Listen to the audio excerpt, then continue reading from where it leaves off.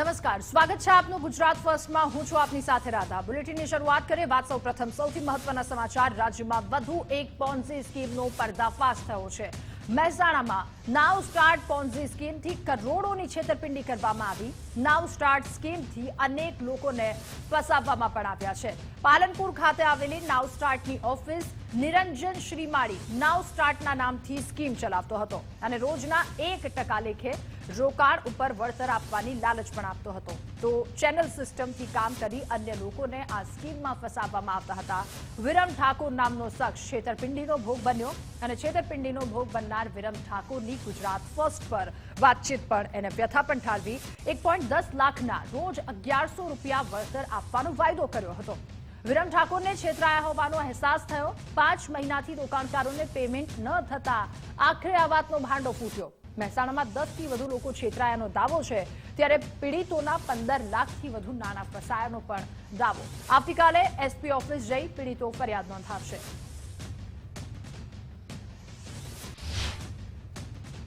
મેં પાલનપુરની એક નાવ સ્ટાર્ટ તરીકે કંપની હતી, એના અંદર આજથી લગભગ 29/3/2024 રોકાણ કર્યું હતું 2 લાખ રૂપિયાનું। હવે શું થયું છે રોકાણ કર્યા પછી? એનું રોકાણ પહેલાં 2 લાખ રૂપિયા કર્યું, એક જ દરરોજ પેમેન્ટ આવતું હતું। એના પછી મેં બીજા 2 લાખ રૂપિયાનું રોકાણ કર્યું। ટોટલ મારું 4 લાખ રૂપિયાનું રોકાણ છે અને છેલ્લા 5 મહિનાથી કોઈ પેમેન્ટ આવતું નથી ને વારંવાર વાયદા બતાવી દે છે। શું વાયદો કરેલો હતો? વાયદો દરરોજ પર ડે 1,10,000નું પર ડે 1100 રૂપિયા ખાતામાં આપવાની વાત હતી। 2 મહિના આવ્યા છે, એના પછી કોઈ પેમેન્ટ આવ્યું નથી। આ ચેન સિસ્ટમ હતી, લેવર ઇન્કમ હતી એના અંદર। કેવી રીતના એટલે એકબીજાના ચેન બનાવવાની ને એ રીતના લેવર ઇન્કમ મળે। હા, બીજાના સભ્યો પહેલાં તમે મેન સભ્ય બનો તો 1% છે, એના નીચે 50 પૈસા, એના નીચે 25 પૈસા, એના નીચે 15 પૈસા, એ રીતના ટોટલ 11 લેવરની સ્કીમ હતી। મારા તો લગભગ 10 થી 15 લોકો જશે મારી ટીમનો, પણ મારા મિત્ર સર્કલનું છે। હવે એવું લાગે છે કે અમે ઠગાઈ ગયા છીએ, આના અંદર અમે છેતરાયા છીએ એવું લાગી રહ્યું છે। ચેનલ સિસ્ટમથી કામ કરી અન્ય લોકોને સ્કીમમાં ફસાવવામાં આવતા હતા અને વિરમ ઠાકોર નામનો શખ્સ આ છેતરપિંડીનો ભોગ બન્યો છે। ત્યારે વધુ એક આ પ્રકારની સ્કીમ સામે આવી છે। છેતરપિંડીનો ભોગ બનનાર વિરમ ઠાકોરની ગુજરાત ફર્સ્ટ પર વ્યથા। અને બીઝેડ ગ્રુપના મહાઠગ ભૂપેન્દ્રસિંહ ઝાલા સામે 2 ફરિયાદ નોંધાઈ છે। સીઆઈડી ક્રાઇમ બાદ ભોગ બનનારે બીજી ફરિયાદ નોંધાવી। ઉલ્લેખનીય છે કે બીઝેડ ગ્રુપના કૌભાંડને લઈને સીઆઈડીએ હવે તપાસ તેજ કરી છે। સીઆઈડીની 4 ટીમ સાબરકાંઠા અરવલ્લીમાં રોકાણકારોના નિવેદન નોંધી રહી છે। આ તમામની વચ્ચે એજન્ટોની ચિંતામાં વધારો થઈ રહ્યો છે। તપાસ વધતા સાબરકાંઠા અને અરવલ્લીના એજન્ટો ભૂગર્ભમાં ઉતર્યા તો બીઝેડ ગ્રુપના કૌભાંડ વચ્ચે અન્ય એક કૌભાંડ પણ ખુલ્યું છે। પાલનપુરના નિર્માણ મલ્ટી સ્ટેટ ગ્રુપે રોકાણ કરાવી કૌભાંડ આચર્યાની વિગત સામે આવી છે અને અલગ અલગ જગ્યાએ ઓફિસ બનાવી છેતરપિંડી આચરી। હાલ તો આ મામલો સામે આવતા ઓફિસો પર ખંભાતી તાળા લાગ્યા છે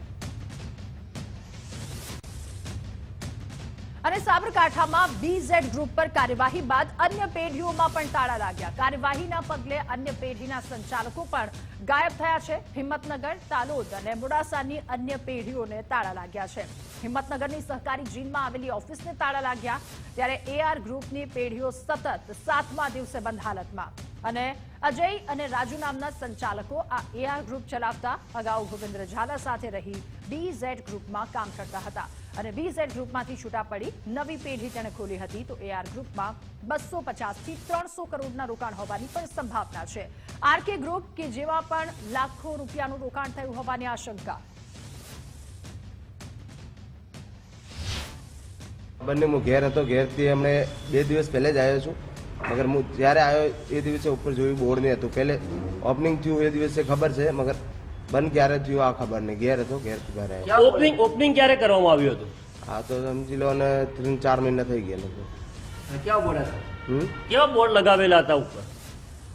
બોર્ડ તો મોટો બોર્ડ લાગો હતો પૂરો। શું નામ લખેલું હતું કોઈ યાદ છે? હા, નહીં ખબર।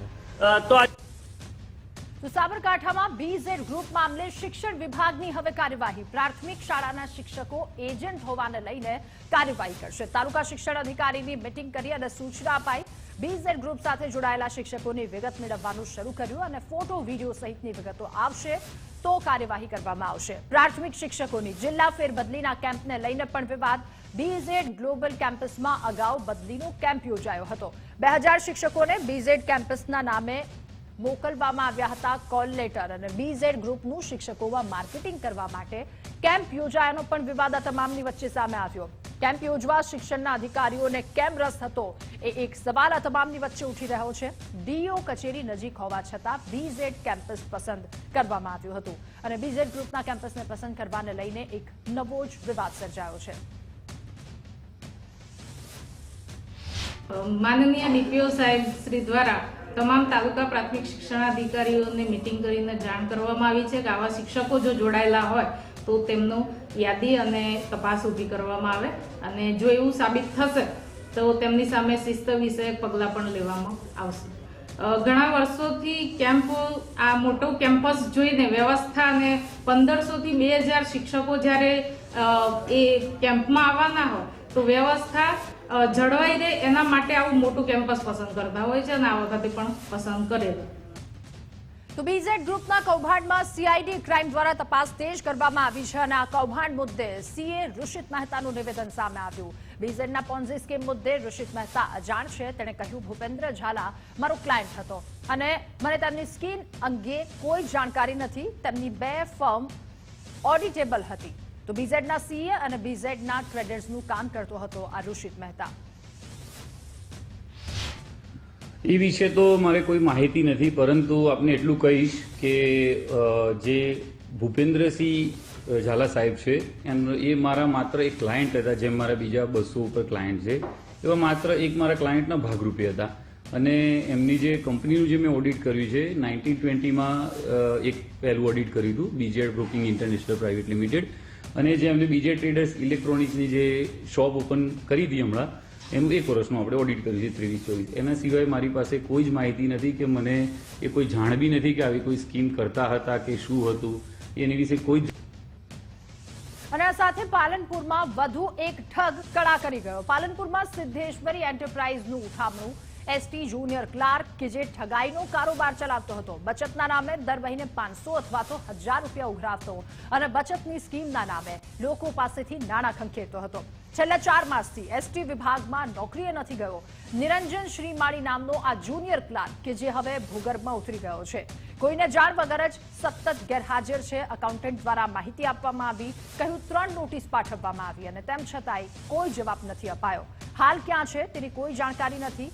નોટિસ સ્વીકારતા નથી અને જવાબ પણ નથી આપતા. એમના વિરુદ્ધ ખાતાકીય તપાસ પણ શરૂ થઈ શકે.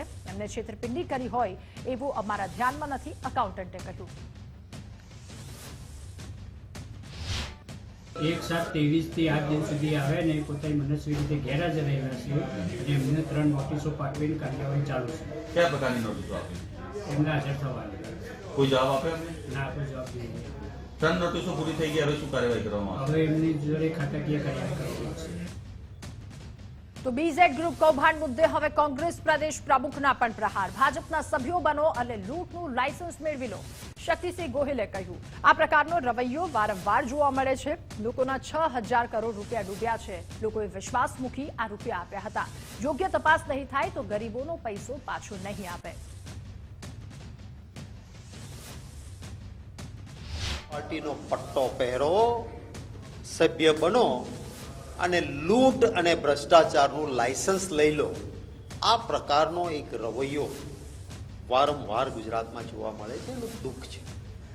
અને એને ત્યાં જ્યારે તમે જાઓ છો ત્યારે પબ્લિકમાં એક મેસેજ જાય છે કે ભાઈ આટલા મોટા માણસો જેને ત્યાં આવે છે એ માણસ વિશ્વાસુ હશે અને એ કારણે એના પાસે 6000 કરોડ રૂપિયા સામાન્ય નાગરિકોએ, ગુજરાતના મધ્યમ વર્ગના લોકોએ, રિટાયર્ડ શિક્ષકો, મહેનતકશ માણસ, ખેડૂત, મજદૂર 2 વર્ષમાં બમણા થઈ જશે એવી સ્કીમમાં વિશ્વાસ મૂકીને રોકવાના કારણે 6000 કરોડ લોકોના ડૂબ્યા છે. આ ચિંતાનો વિષય છે. આની યોગ્ય તપાસ નહીં થાય તો સામાન્ય ગરીબ માણસનો પૈસો પાછો નહીં આવે. તો બીઝેડના ફરજીવાડાનો દસ્તાવેજી પુરાવો, કાળું નાણું બીઝેડ દ્વારા કેવી રીતે સફેદ કરાતું હતું તેનો એક પુરાવો, ગ્રોમોરના સ્ટાફના વિવિધ એકાઉન્ટમાં રૂપિયા નાખ્યાનો પણ એક પુરાવો. ત્યારે 11મી ઓક્ટોબર 2024ની રાત્રે 3 કલાકથી બપોરના 1 કલાક દરમિયાન આખો ખેલ થયો.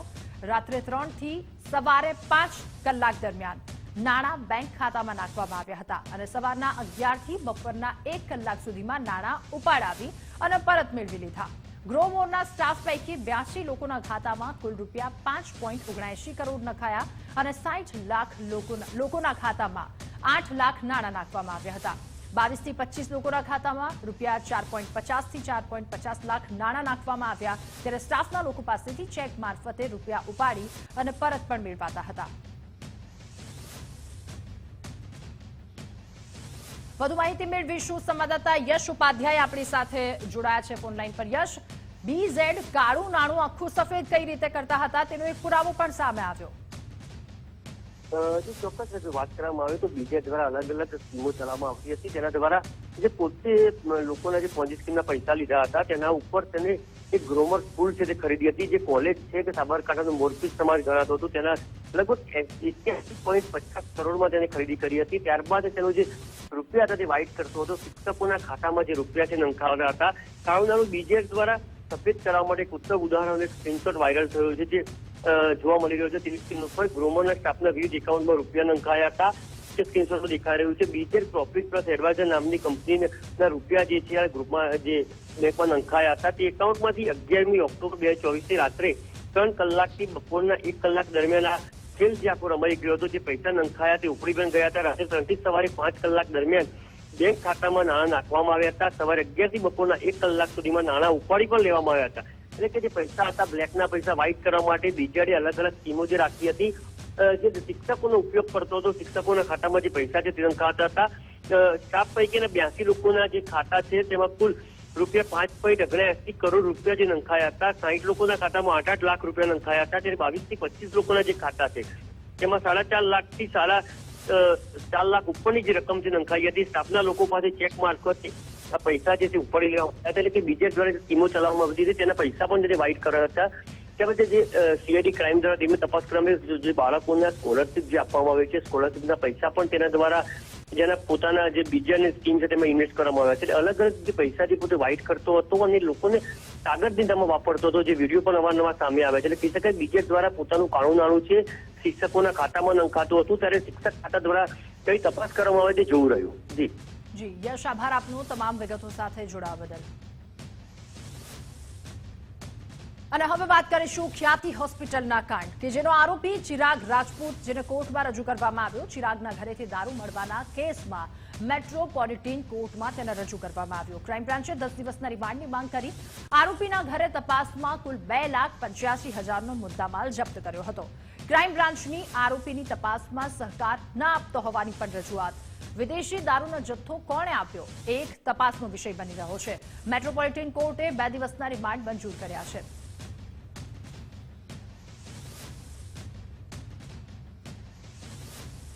અને હવે વાત સુરતની, જ્યાં ભાજપ નેતાના આપઘાતના કેસમાં એક ઘટસ્ફોટ થયો છે. ફાંસો ખાવાથી મોત થયું હોવાનો ખુલાસો થયો. પોસ્ટમોર્ટમ રિપોર્ટમાં આ હકીકત સામે આવી છે. દીપિકાના આપઘાત પાછળનું કારણ હજુ સુધી અકબંધ છે. પરિવાર દ્વારા આપઘાત મામલે ગંભીર આક્ષેપો પણ કરવામાં આવી રહ્યા છે. તો બ્લેકમેલિંગ અને મજબૂર કરાઈ હોવાનો આરોપ છે. પોલીસે દીપિકાના ફોન ડિટેલિંગની પણ તપાસ કરી છે અને પોલીસે પતિ અને તેના પુત્રની પૂછપરછ પણ શરૂ કરી. પરિવારજનોએ હત્યાના આરોપ લગાવ્યા છે. દીપિકા પટેલ શહેર ભાજપ મહિલા મોરચાની પ્રમુખ હતી અને ગઈકાલે ગળાફાંસો ખાધેલી હાલતમાં મૃતદેહ મળી આવ્યો હતો.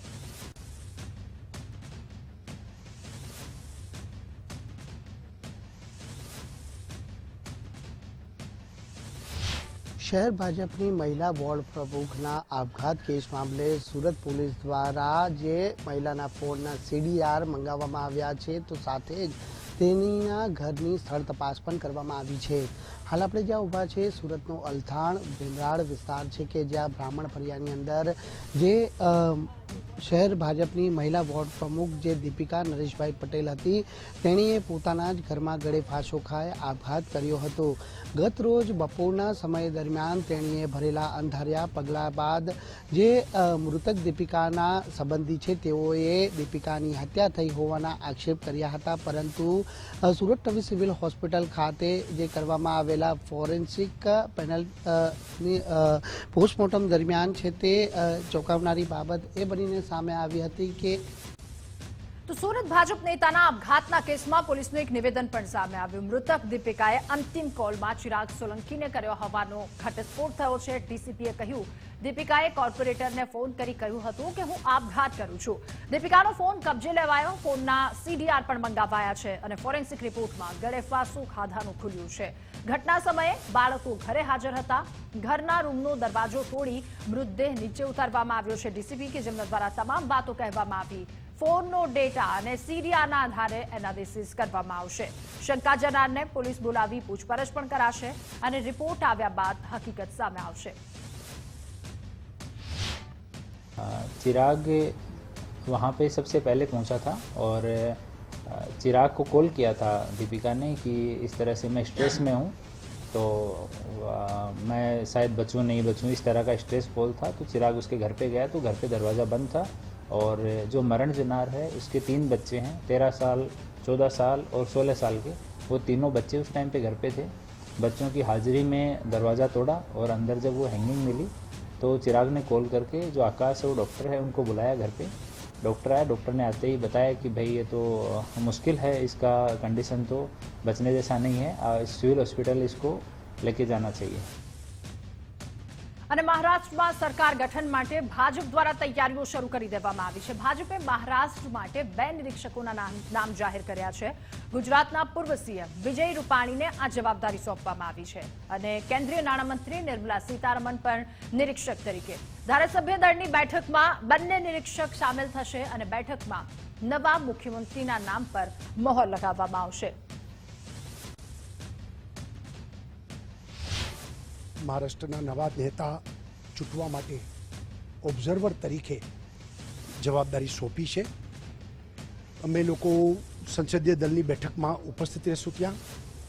ત્યાં બધા સાથે ચર્ચા વિચારણા અને સર્વસંમતિથી નેતાની ચૂંટણીની પ્રક્રિયા પૂરી થાય એ રીતની આખી પાર્ટીની જે પ્રોસેસ હોય છે એમાં ભાગ લઈ અને હાઈકમાન્ડને બતાવી અને સર્વાનુમતે ત્યાં આગળ નેતાની ચૂંટણી થશે અને એમાં ભાગ લેવા જવાનું અમે બંને હજી મિટિંગ નક્કી નથી થઈ ક્યારે અને કયા દિવસે, પણ જેવું આ સાંજ સુધીમાં નક્કી થશે એ મુજબ અમે લોકો ત્યાં જશું. અને મહત્વના સમાચાર, IKDRC કિડની હોસ્પિટલમાં ભરતીને લઈને વિવાદ સર્જાયો છે. 2023માં જાહેર થયેલી ભરતી 2024માં પૂર્ણ થવા આવ્યું તેમ છતાં ભરતી નથી કરવામાં આવી. 2023માં 1156 પોસ્ટની કાયમી સરકારી ભરતી જાહેર કરાઈ હતી અને ભરતી પ્રક્રિયામાં 6 મહિના પહેલા ડોક્યુમેન્ટ વેરિફિકેશન પણ પૂર્ણ થઈ ગયું. તેમ છતાં હજુ સુધી નિમણૂક નથી આપવામાં આવી અને નિમણૂક ન અપાતા મોટી સંખ્યામાં ઉમેદવારો હોસ્પિટલ પહોંચ્યા. ભરતી સમયે નર્સિંગ કેડરમાં 650 જગ્યા આપી હતી, જે ઘટાડો કરી અત્યારે 430 કરતા હવે વિવાદ સર્જાયો છે. ત્યારે મોટી સંખ્યામાં અહીંયા લોકો ઉપસ્થિત થયા હતા.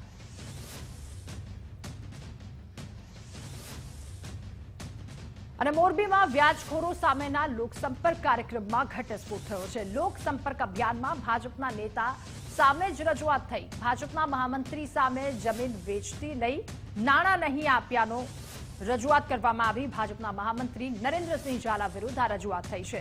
રેન્જ આઈજી, એસપી અને ધારાસભ્યોની હાજરીમાં રજૂઆત કરવામાં આવી, જેનાથી ખળભળાટ મચ્યો છે. ધારાસભ્ય કાંતિ અમૃતિયાની અરજદારને આશ્વાસન પણ કોઈ પણ પક્ષનો હશે કડક કાર્યવાહી કરવામાં આવશે. MLA કાંતિ અમૃતિયાએ કહ્યું.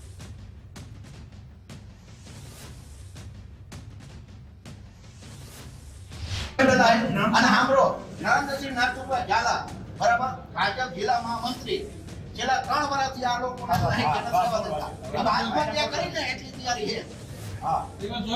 અને આજ સાહેબ તમને હવે તો અમને કઈ થશે તમે ચારે જવાબદાર. આટલો ત્રાસ છે સાહેબ. અરે સાહેબ નંબર ઓલરેડી મેં 3 તો અરજી કરી એ ડિવિઝન મારી એટલું સાંભળતા ખાલી હાલો સાહેબ રાખવામાં દીધું 2022 થી લડી કોઈ પણ માણસ હોય ખોટું કામ કરતા હોય એના વિરુદ્ધ તો માણસ રજૂઆત કરે, એમાં કોઈ પણ પક્ષ ના હોય. જે સાચી વાત હોય એ પ્રજાને રજૂઆત કરવાની છૂટ હોય.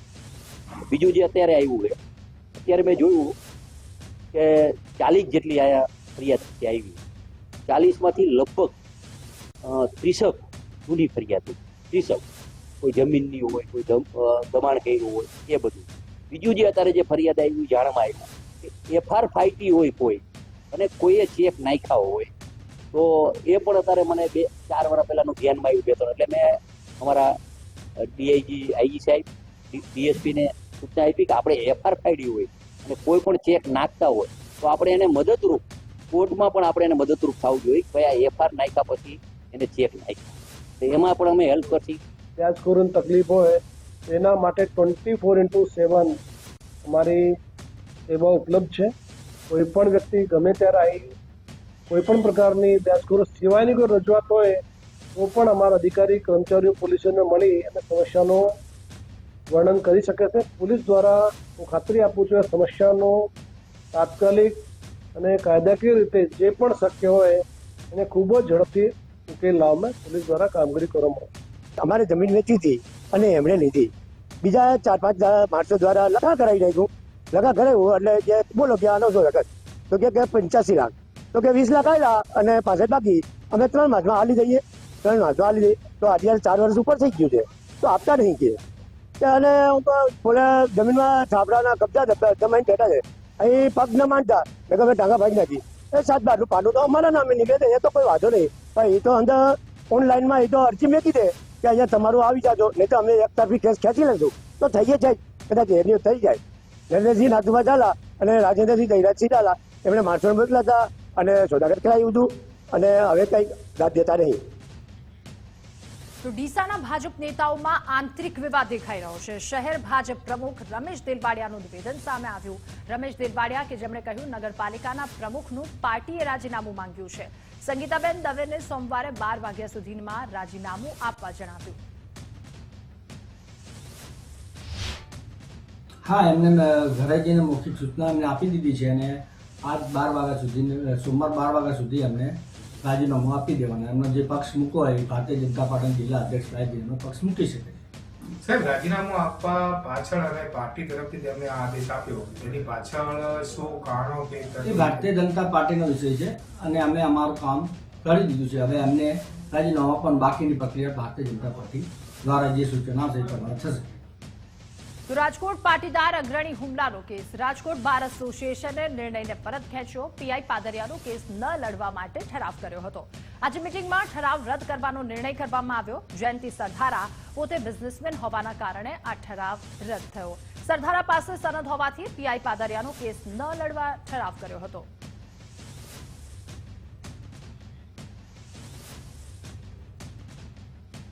અને રાજ્યમાં હાલ સ્થાનિક સ્વરાજ્યની ચૂંટણીઓમાં પડઘમ વાગી ચૂક્યા છે. ટૂંક સમયમાં સ્થાનિક સ્વરાજ્યની ચૂંટણીઓની તારીખો જાહેર થાય તેવા એંધાણ વર્તાઈ રહ્યા છે, જેને લઈને તમામ પક્ષોએ પોતપોતાની રીતે ચૂંટણીઓની રણનીતિ તૈયારી આરંભી દીધી છે અને ચૂંટણી લડવા ઈચ્છુક ઉમેદવારોને આ અંગે તૈયાર રહેવાના સંકેતો પણ આપી દેવાયા છે. સ્થાનિક સ્વરાજ્યની ચૂંટણીની તૈયારીઓના ભાગરૂપે છોટાઉદેપુર જિલ્લાના કોંગ્રેસ સમિતિ દ્વારા છોટાઉદેપુર જિલ્લા કોંગ્રેસ કાર્યાલય ખાતે મધ્ય ઝોનના પ્રભારી અને સેક્રેટરી ઉષાબેનના સ્થાને स्नेह मिलन समारंभ योजायो હતો।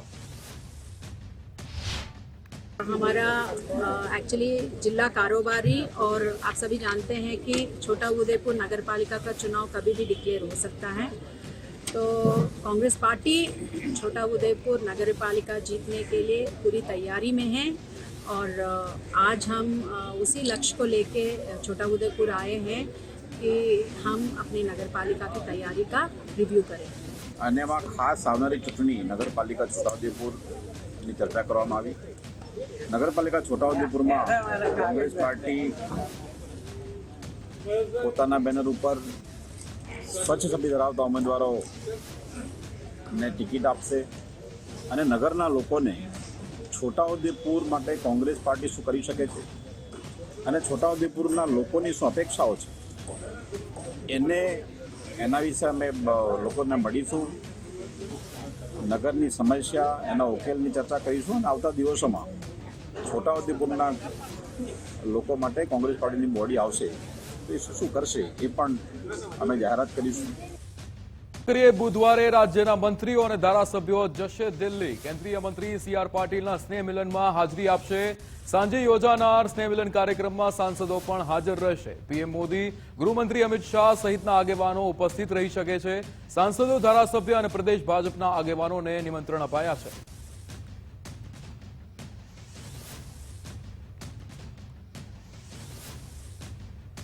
પૂર્વ ડીઆઈસીએમનું પોતાનું રાજકીય કરિયરને લઈને નિવેદન આવ્યું છે. જૂના પ્રમુખે વિદાય લીધી તો ડોક્ટર બોલ્યા હસતા ચાર્જ અપાયો.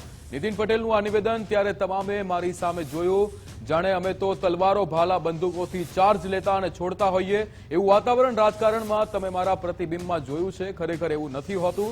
JCIના કાર્યક્રમ દરમિયાન નીતિન પટેલે આ નિવેદન આપ્યું હતું. બેનશ્રીએ વિદાય લીધી અને ભાઈ ડોક્ટર અહીંયાથી બોલ્યા કે હસતા હસતા ચાર્જ અપાઈ ગયો. એટલે બધા લોકોએ મારી સામે જોયું.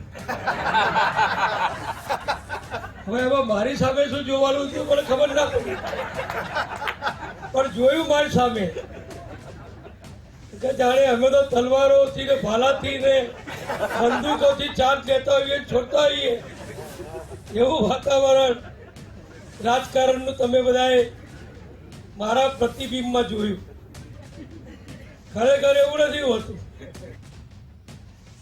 કેન્દ્રીય જળશક્તિ મંત્રી CR પાટીલના ઘરે 3 નવા મહેમાનોનું આગમન થયું છે. આંધ્રપ્રદેશની જાણીતી પુંગનુર પ્રજાતિની ગાય લવાઈ હતી. નવા ઘર 3 શુકનવંતા મહેમાનને પરિવારે આવકાર્યા હતા. પરિવારના સભ્યોએ ગૌ પૂજા કરી મહેમાનોનું સ્વાગત કર્યું હતું. પીએમએ અગાઉ પુંગનુર પ્રજાતિની ગાયની પૂજા કરી હતી. આપણા પ્રધાનમંત્રી શ્રી નરેન્દ્ર મોદી સાહેબ સાથે થોડા ટાઈમ પહેલાં જ એક પુંગનુર ગાય જે મિની કાઉ તરીકે પણ ઓળખાય છે એના ફોટા વાયરલ થયેલા. તો મેં એનું થોડું તપાસ કરી અને આંધ્રપ્રદેશથી મને આ ગાયો મળી આવી અને 3 ગાય, એમાંથી 1 મેલ અને 2 ફિમેલ. અને મેઇન વાત એ છે કે આ 1.25 વર્ષની ગાય છે. બધાને એમ લાગે બછડું છે, પણ આ બછડું નહીં, પણ આ એક મોટી ગાય જ કહેવાય. પણ એની હાઇટ એવી રહી છે જે ઘરે આપણે પેટ રાખીએ ડોગ જેટલી જ હાઇટ એની રહી છે. તો મારી તો આપ સૌને વિનંતી છે, અગર આપના ઘરે પણ અગર જગ્યા હોય તો આપણે ગાય જ રાખવી જોઈએ. પૂર્વ ટીપીઓ મનસુખ સાગઠિયાની પરિવાર સાથે મુલાકાતનો મામલો. સમગ્ર મામલે પોલીસ કમિશનરે આપ્યા તપાસના આદેશ. PSI અને કોન્સ્ટેબલ સામે તપાસના આદેશ આપવામાં આવ્યા છે. પોલીસ હેડક્વાર્ટરના ACPએ સમગ્ર મામલે તપાસ શરૂ કરી છે. કોર્ટ કમ્પાઉન્ડમાં પરિવાર સાથે મળતો હોવાનો વિડીયો વાયરલ થયો હતો. પૂર્વ ટીપીઓના વિડીયો બાદ પોલીસ કમિશનરે તપાસના આદેશ આપ્યા છે. રેશન કાર્ડમાં eKYC મુદ્દે પુરવઠા મંત્રીનું નિવેદન સામે આવ્યું છે. પુરવઠા વિભાગ eKYC માટે સક્રિય પ્રયાસો કરી રહ્યું છે. કુંવરજી બાવળિયાનું આ નિવેદન સામે આવ્યું. સ્થાનિક કક્ષાએથી eKYC અંગેની ફરિયાદો મળી રહી છે. આધાર કાર્ડના આધાર પર જ eKYC કરવામાં આવે છે. આધાર કાર્ડમાં ભૂલ અને સુધારાના કારણે મુશ્કેલી પડી રહી છે. અત્યાર સુધીમાં કુલ 2.75 કરોડ લોકોએ eKYCની કામગીરી પૂર્ણ કરી છે. કુંવરજી બાવળિયાનું નિવેદન. છેલ્લા અઠવાડિયામાં મીટિંગ કરી આધાર કાર્ડની કીટોની સંખ્યામાં વધારો કરવો અને કીટોના પ્રશ્નો નિવારવા ગાંધીનગર ખાતે કંટ્રોલ રૂમ પણ હાલ કાર્યરત કરી દેવામાં આવ્યો છે. દરેક જિલ્લા કલેક્ટરશ્રીઓને પણ આયોજન વિભાગ તરફથી કીટોને કાર્યરત રાખવા અને સતત તેનું મોનિટરિંગ કરવા માટેની પણ અહીંથી સૂચનાઓ અપાયેલી છે. પુરવઠા વિભાગની ટીમો સતત કાર્યરત છે. અત્યાર સુધી કુલ લગભગ 3.25 કરોડ લોકોનું eKYC પૂર્ણ કરવામાં આવ્યું છે. લોકો ઘરે બેઠા પોતાના મોબાઈલથી eKYC કરી શકે તેવી વ્યવસ્થા માય રેશન એપમાં કરવામાં આવી છે. બનાસકાંઠાના ધાનેરામાં પણ આધાર કાર્ડ સેન્ટર પર કતારો લાગી છે. સવારથી જ લાઇનમાં નાના ભૂલકાઓ સહિત વાલીઓ જોવા મળ્યા હતા. ટોકન સિસ્ટમથી કરવામાં આવી રહ્યું છે આધાર કાર્ડનું અપડેટ, જેમાં ટોકન સિસ્ટમને કારણે એક આધાર કાર્ડ અપડેટ થતા 20 મિનિટ લાગે છે, જેના કારણે આધાર કાર્ડ સેન્ટર પર લાંબી ભીડ જોવા મળી હતી. વિદ્યાર્થીઓ, નાના બાળકો સહિત મહિલાઓની લાંબી કતારો જોવા મળી હતી. ભુજ નગરપાલિકા સામે સ્થાનિકોના ધરણા. શહેરમાં વિવિધ વિસ્તારોની સમસ્યા મુદ્દે ધરણા કરવામાં આવ્યા હતા. લારી ગલ્લા ધારકોના પાલિકા કચેરી સામે ધરણા, કે જેમાં સમસ્યાની રજૂઆત કરી હોવા છતાં નિરાકરણ નહીં આવવાની વાત કરવામાં આવી હતી. ભુજ પાલિકા તંત્રની કામગીરી સામે લોકોનો રોષ જોવા મળ્યો. જેની અંદર 5 મુદ્દા શેરી ફેરિયાઓના છે કે જેમનો સર્વે થઈ ગયો છે, એમને વેન્ડિંગ સર્ટિફિકેટ આપવામાં આવે. નવી અને જૂની શાક માર્કેટોમાં જે દબાણો થયેલા છે એ દબાણો દૂર કરી અને એ નવી અને જૂની શાક માર્કેટમાં જે ફેરિયાઓ ત્યાં કને જવા માટે સહમત છે એવા ફેરિયાઓને ત્યાં કને મોકલવામાં આવે અને એની અંદર થયેલા દબાણો દૂર કરવામાં આવે. એ માર્કેટની અંદર થયેલા હેતુફેર જે છે એનો સોલ્યુશન કરવામાં આવે. તે ઉપરાંત વોર્ડ નંબર 1, 2 અને 3 ની અંદર જે ગટરની સમસ્યા છે છેલ્લા ઘણા સમયથી, દાદુપીર રોડ છે, શેખ ફળિયા છે, બાપા દયાળુ નગર છે, આ તમામ વિસ્તારોની અંદર જે ગટરની સમસ્યાઓ છે એ ગટરની સમસ્યાનો ઉકેલ તાત્કાલિક અસરથી આવે એના માટે અમે આજે ધરણા યોજ્યા છે. મહીસાગરમાં જાતિ પ્રમાણપત્રની માંગને લઈને આદિવાસી સમાજમાં ભારે રોષ જોવા મળ્યો હતો. બાળકોના શિક્ષણના બહિષ્કાર બાદ સમિતિના સભ્યોનું રાજીનામું. મહીસાગરના ખાનપુરમાં શાળા વ્યવસ્થાપન સમિતિના સભ્યોનું રાજીનામું. જાતિ પ્રમાણપત્રને લઈ 10 થી વધુ શાળામાં સભ્યોએ રાજીનામું આપ્યું હતું. જાતિ પ્રમાણપત્રની માંગના કારણે 12 દિવસમાં વિદ્યાર્થીઓ ગેરહાજર રહ્યા હતા. આદિવાસી સમાજના લોકોનો વિરોધ યથાવત જોવા મળ્યો.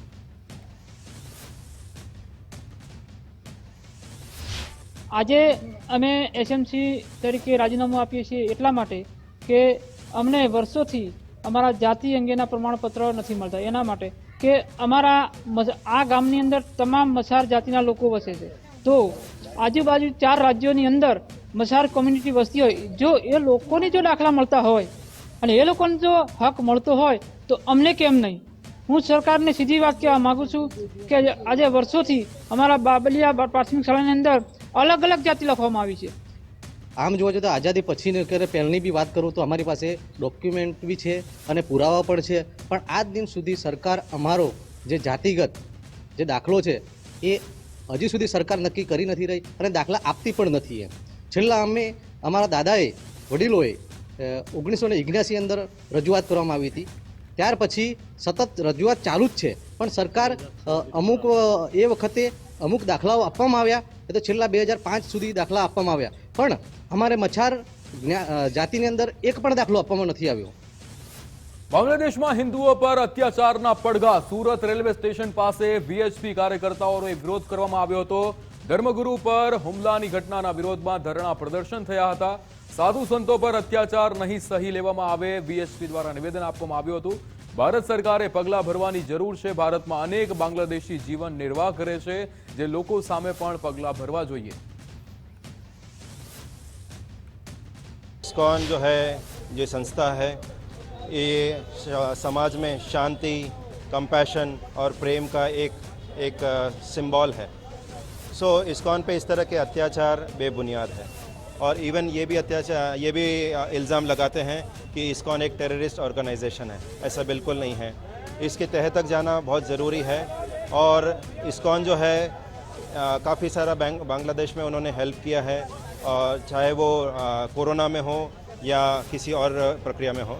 तो हम बांग्लादेश को रिक्वेस्ट करेंगे, बांग्लादेश गवर्नमेंट को रिक्वेस्ट करते हैं कि इस तरह का जो सनातन धर्म इस्कॉन फैला रहा है उसमें हेल्प करें. हिंदू धर्म जो इस्कॉन फैला रहा है उसमें उनकी हेल्प करें. બાંગ્લાદેશમાં હિન્દુઓ પર હુમલાની ઘટનાના વિરોધમાં સુરત વિશ્વ હિન્દુ પરિષદ દ્વારા આજે રેલવે સ્ટેશન મુકામે આ પ્રમાણેનો વિરોધ પ્રદર્શન છે તે કરવામાં આવી રહ્યો છે અને જે હુમલાની ઘટના બની રહી છે તેને સખત શબ્દોમાં વખોડવામાં આવી રહી છે. ભારે સૂત્રોચ્ચાર સાથે આ વિરોધ પ્રદર્શન અહીં કરવામાં આવી રહ્યો છે. ત્યારે વીએચપીના સુરત અધ્યક્ષ દિનેશ નાવડિયા આપણી જોડે જોડાયા છે, તેમના જોડે વાત કરીશું. ये दिनेश भाई,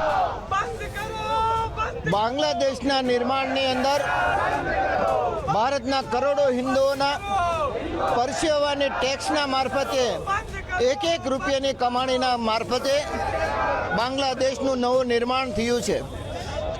આજે આ બાંગ્લાદેશની અંદર જે પ્રમાણે હિન્દુઓની કત્લેઆમ થઈ રહી છે, ત્યાંના હિન્દુઓ ધાર્મિક સ્થળોને તોડફોડ કરવામાં આવી રહી છે.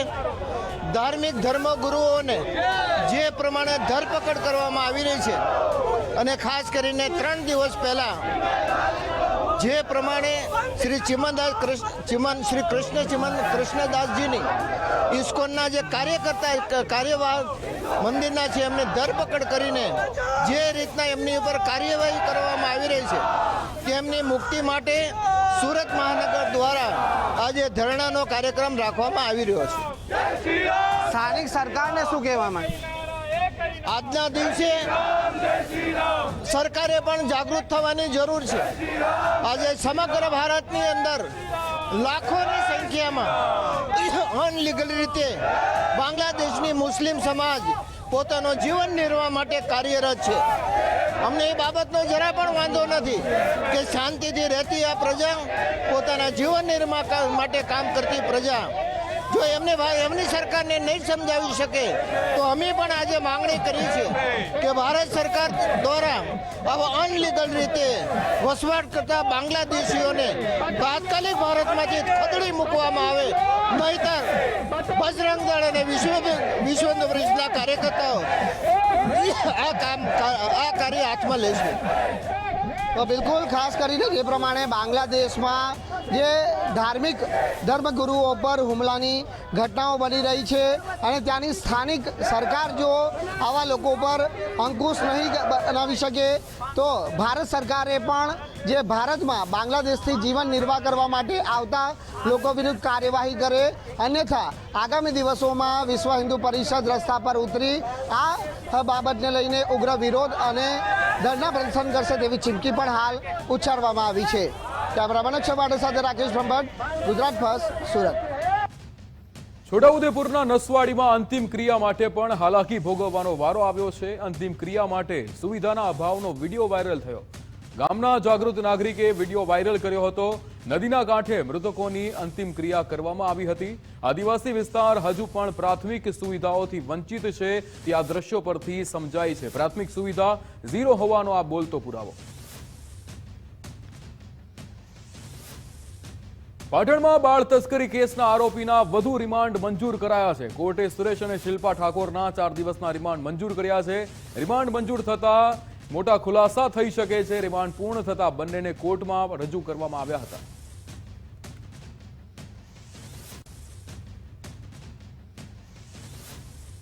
અમદાવાદમાં નશો કરી અકસ્માત સર્જવાની ઘટના થંભવાનું નામ નથી લઈ રહી। તેમ એક બાદ એક અકસ્માતની ઘટના સામે આવી રહી છે। ત્યારે શહેરમાં આજે વધુ એક ઘટના બની હતી। નરોડા દહેગામ હાઈવે પર અકસ્માત સર્જાતા 2 યુવકના મોત નીપજ્યા હતા। નશામાં ધૂત બેફામ કાર ચાલકે એક્ટિવા ચાલકને અડફેટે લઈને અકસ્માત સર્જ્યો હતો। ઉલ્લેખનીય છે કે કેટલાક દિવસ પહેલા જ એસજી હાઈવે પર ભાજપ નેતાના પુત્રએ વહેલી સવારે અકસ્માત સર્જ્યો હતો।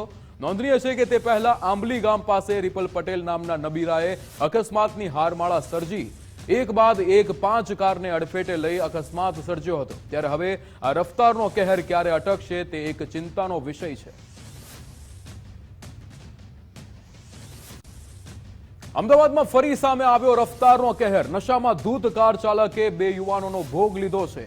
નરોડા દહેગામ હાઈવે પર અકસ્માતમાં 2ના મૃત્યુ થયા છે। ડિવાઈડર કૂદીને સીધી એક્ટિવા પર કાર પડી હતી।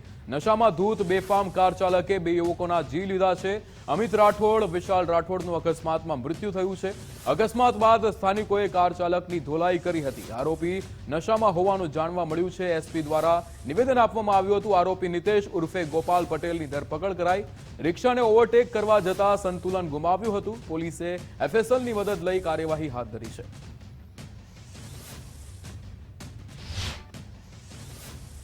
સ્ટેશન ખાતે તારીખ 1/12/24ના રોજ એક ટેલિફોન અરજીના આધારે ગુનો નોંધવામાં આવેલો છે, જે બીએનએસ કલમ 105, 281, 125B તેમજ એમવી એક્ટ 177, 184 મુજબ લેવામાં આવેલો છે। એની વિગતો ટેલિફોન અરજીના આધારે જાણવા મળેલું કે એક એક્ટિવા અને ક્રેટા ગાડી વચ્ચે કણભા પોલીસ સ્ટેશનની હદમાં એણાસણ ગામ પાસે એક એક્સિડન્ટ થયો છે અને ગમખ્વાર અકસ્માત હોવાની ટેલિફોન અરજી હતી। તાત્કાલિક પોલીસ સ્ટેશનના સ્ટાફ તેમજ અધિકારીઓ ત્યાં પહોંચ્યા હતા અને આ બાબતે આરોપીને પણ પોલીસે પકડી લીધો છે। અમદાવાદમાં નરોડા દહેગામ રોડ પર અકસ્માત સર્જનાર આરોપીને પુત્રએ કારમાં બેસાડી હિન્દી ગીતો સંભળાવ્યા હતા। અકસ્માતમાં 2 લોકોનો ભોગ લીધા બાદ આરોપીનો પુત્ર ઘટના સ્થળે પિતાને લેવા થાર લઈને પહોંચ્યો હતો, જ્યાં પુત્રએ પિતાને થાર કારમાં બેસાડીને હિન્દી ગીતો સંભળાવ્યા હતા। આ દ્રશ્યો જોતા સ્થાનિકોએ આરોપીના પુત્ર પર આક્રોશ વ્યક્ત કર્યો હતો અને કારને પણ તોડી નાખી હતી। ત્યારબાદ કણભા પોલીસે બંનેને કારમાંથી ઉતારી પોલીસ સ્ટેશન લઈ ગઈ હતી। સાથે જ પોલીસે કાર પણ જપ્ત કરી હતી। અમદાવાદ અકસ્માતની ઘટના બાદ મૃતકના ઘરે પહોંચ્યું ગુજરાત ફર્સ્ટ। મૃતક વિશાલ રાઠોડના ઘરે પહોંચ્યું ગુજરાત ફર્સ્ટ। નરોડાની ખાનગી કંપનીમાં કામ કરતો હતો મૃતક વિશાલ। 3 વર્ષ પહેલા જ મૃતક વિશાલના લગ્ન થયા હતા। મૃતકને સંતાનમાં 1 વર્ષનો પુત્ર પણ છે। દહેગામ નરોડા હાઈવે પર કારે યુવાનોનો જે રીતે અડફેટે લીધા હતા। આ અકસ્માતમાં 2 યુવાનના મોત નીપજ્યા હતા। નોકરી કરતા હતા, આઈસ્ક્રીમની કંપની હતી। એ 9:30 વાગ્યાની આસપાસ આપણે એનાસન રોડ ઉપર એ જગ્યાએ એક્સિડન્ટ થયો। એનો ભાઈબંધ જ હતો, અહીંયા ગામમાં જ રહેતો। એની ઉંમર લગભગ 26-27 હશે।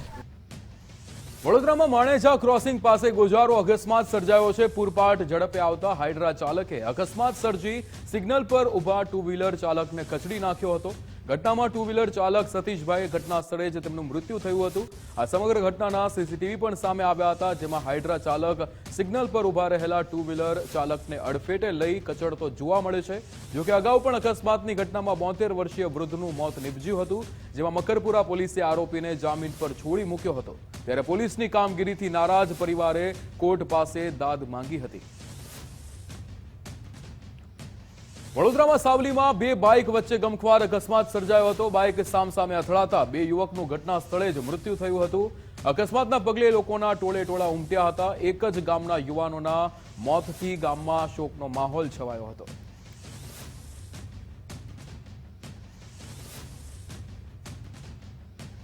સુરતના ઓલપાડના ઉમરા ગામે અકસ્માતમાં ઈજાગ્રસ્ત થયેલ યુવકનું 2.5 મહિનાની સારવાર બાદ મોત નીપજ્યું છે। ચાલુ સિટી બસમાંથી ઉતરતા યુવક બસના ટાયરમાં આવી જતા ઈજાગ્રસ્ત થયો હતો।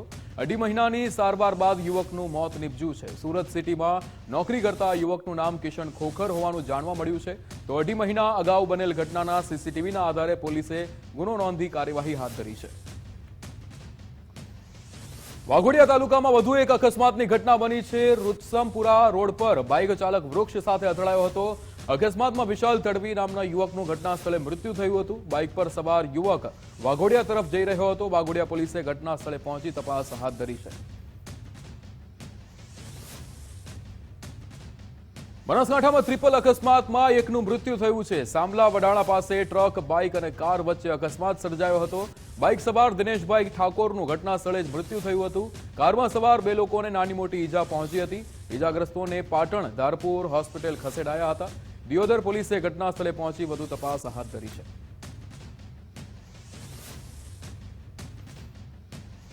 બીઝેડ ગ્રુપમાં સીઆઈડી ક્રાઇમની તપાસનો ધમધમાટ। ભૂપેન્દ્ર ઝાલાની ઓફિસ બોયની રીલ વાયરલ થઈ રહી છે। ઓફિસ બોય કારના ડેશબોર્ડ પર રૂપિયાના બંડલ રાખતો આ રીલમાં જોવા મળી રહ્યો છે। ઓફિસ બોયની આવી અનેક રીલ્સ સોશિયલ મીડિયામાં વાયરલ થઈ રહી છે। કારના ડેશબોર્ડ પર રૂપિયાના બંડલો મૂકી રીલ્સ બનાવતો ઓફિસ બોય લાલચુ રોકાણકારોના રૂપિયાથી લેભાગુ તત્વોને જે રીતે આ લીલા લહેરના આ વિડીયો વાયરલ થઈ રહ્યા છે। લાલચમાં આવીને નાણાં રોકનારા આ દ્રશ્યો એકવાર જોઈ લેજો। અમરેલી સાવરકુંડલાની કોર્ટમાં યુવક દ્વારા ઝેરી દવા પીવાનો મામલો। ઝેરી દવા પી લેનાર યુવકનું હોસ્પિટલમાં સારવાર દરમિયાન મૃત્યુ થયું છે। ખોડિયાણાના મનસુખ વાઘમશીએ 2 દિવસ પહેલા દવા પીધી હતી।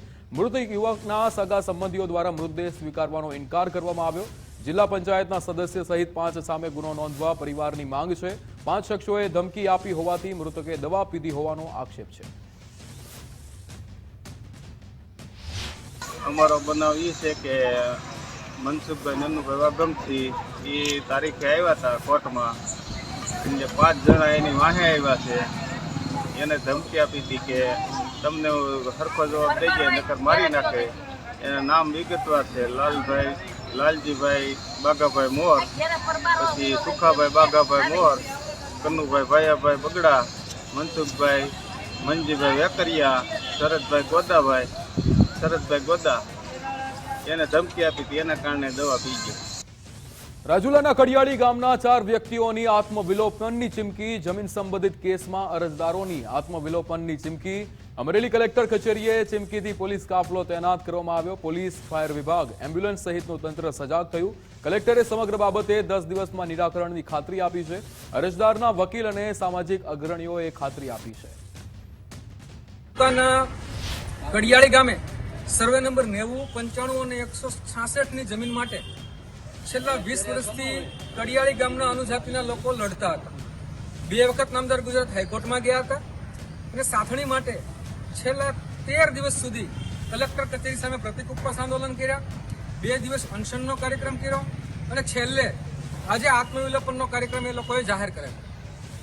અને એ મુજબ આજે કલેક્ટર સાહેબ, અમરેલી કલેક્ટર સાહેબ અજય દહિયા સાહેબે અનુજાતિના આગેવાનોને બોલાવેલા અને એવી મૌખિક ખાતરી આપી છે કે તમારો ટૂંક સમયમાં જે કાંઈ યોગ્ય ન્યાય નિર્ણય હશે કરવામાં આવશે.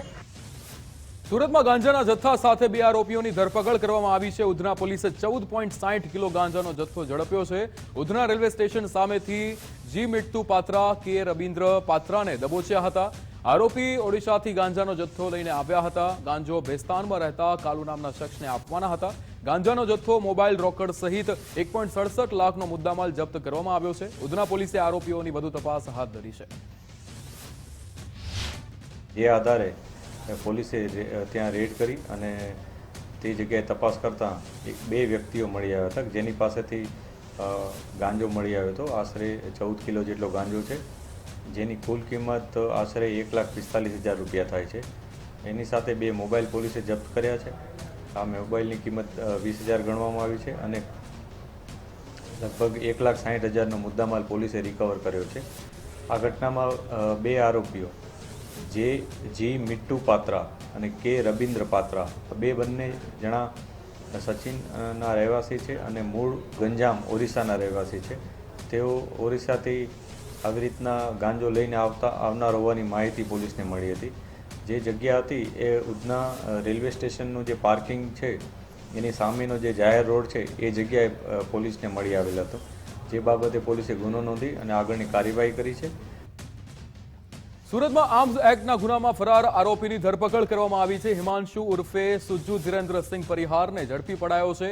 આરોપીની મધ્યપ્રદેશ ખાતેથી ધરપકડ કરવામાં આવી છે. 2023માં સારોલી પોલીસ સ્ટેશનમાં ગુનો દાખલ થયો હતો. પોલીસે ઉમાકાંત રામજીત મોરિયાને 2 પિસ્તોલ સાથે ઝડપ્યો હતો. ઉમાકાંતે હથિયાર સુજ્જુ પરિહારને આપ્યાની કબૂલાત કરી હતી. આરોપી સુજ્જુ પરિહાર વિરુદ્ધ અગાઉ 15 જેટલા ગુના નોંધાયા છે. સુરત ક્રાઇમ બ્રાન્ચે આરોપી સુજ્જુ સિંહની વધુ તપાસ હાથ ધરી છે. વડોદરામાં મેન્ટર પ્રોજેક્ટ હેઠળ સીપીની અધ્યક્ષતામાં બેઠક મળી હતી. જોઈન્ટ સીપી, ડીસીપી સહિતના 640થી વધુ પોલીસ અધિકારી હાજર રહ્યા. બેઠક બાદ પોલીસ કમિશનર નરસિમ્હા કોમારનું નિવેદન. માર્ચ 2023થી પોલીસ દ્વારા મેન્ટર પ્રોજેક્ટ શરૂ કરાયો છે. મિલકત સંબંધી ગુના અટકાવવાની કાર્યવાહી અંગે ચર્ચા થશે. હેબિચ્યુઅલ ઓફેન્ડર ગુનાગારોની એક્ટિવિટી પર નજર રહેશે. નજર રાખવા એએસઆઈ, એચસી અને કોન્સ્ટેબલ નિયુક્ત કરાયા છે. 613 આરોપીની લિસ્ટ બનાવી રાખવામાં આવી છે, જેની નજર રાખવામાં આવશે. વડોદરામાં આ વર્ષે 11 રોબરીના કિસ્સા બન્યા. તમામ ડિટેક્ટ કરવામાં આવ્યા છે. વડોદરામાં ગુનાખોરીનું પ્રમાણ વધ્યું, ગુના વધુ ડિટેક્ટ કર્યા છે. શહેરમાં બનતા મિલકત સંબંધી ગુનાઓ અટકાવવા માટે શહેર પોલીસ દ્વારા જુદા જુદા પ્રકારના એક્ટિવિટીઝ આપણે કરવામાં આવે છે.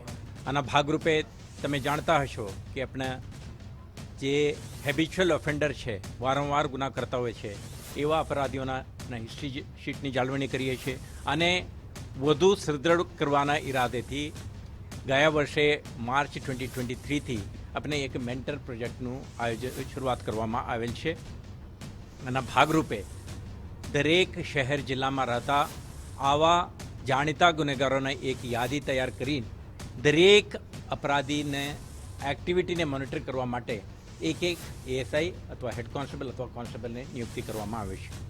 આ જ પ્રકારના એક્ટિવિટી નિયુક્ત કરવામાં આવેલ પોલીસ અધિકારીઓ દ્વારા એમને સોંપવામાં આવેલ જે અપરાધી છે એમના એક્ટિવિટી ઉપર નજર રાખવામાં આવે છે.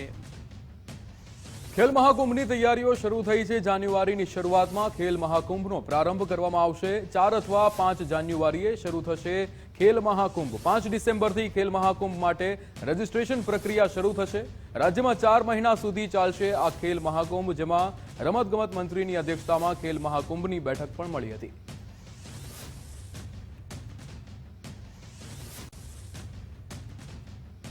પ્રતિબંધિત ચાઇનીઝ દોરીને લઈને એસઓજીની કાર્યવાહી। ચાઇનીઝ દોરીનો વેપાર કરતા 2 શખ્સની ધરપકડ કરાઈ છે। કલોલના પુંત્રા સ્થળમાં પાસેથી 2 આરોપીઓને ઝડપાયા છે। ગાંધીનગર એસઓજીએ બંને વેપારીઓને ઝડપી પાડ્યા છે। ગાંધીનગર એસઓજીએ ચાઇનીઝ દોરીનો જથ્થો જપ્ત કર્યો હતો। દિયોદરમાં આંબલીવાળા વિસ્તારમાં પાણીનો કકળાટ જોવા મળી રહ્યો છે। મહિલાઓએ પીવાના પાણી મુદ્દે ગ્રામ પંચાયતને ઘેરી હતી। દિયોદરની સોસાયટીઓમાં ફૂલ પાણી મળી રહ્યું છે। આંબલીવાળા વિસ્તારમાં પાણી માટે વલખા મારી રહ્યા છે। તાત્કાલિક ધોરણે પીવાનું પાણી પૂરું પાડવાની મહિલાઓની માંગ। ઘડી કે બોર બગડી ગયો છે, ઘડી કે મોટર બળી, ઘડી કે પાઇપો તૂટી છે, એ હરકો જવાબ નહીં આવતા। અને 100 રૂપિયા આખો દાડો મજૂરી તો 100 રૂપિયા લાવે ને એમાં 400 રૂપિયા આજે ટેન્કર ન થાય, પણ અમે મજૂરી મળે છે, અમારી નોકરી સરકારી છે। ચલો 10 મિનિટ ને 15 મિનિટ પોણી આલે, લાઇટ બિલ એટલું આવે છે હદ વગરનું, એટલું હાલતે પોણી નહીં આવતું। ફોન કરવા જાવ તો ઉપાડતા નથી, ઉપાડે તો અવળા જવાબ આવે છે, બરાબર। એટલું કરતા એમ ત્રાસ વધતા આવે છે। અમારે તો ઓપરેટર બદલાવો જોઈએ, બસ પોણી છોડવા વાળો બદલા છે, કોઈ જવાબ જ ના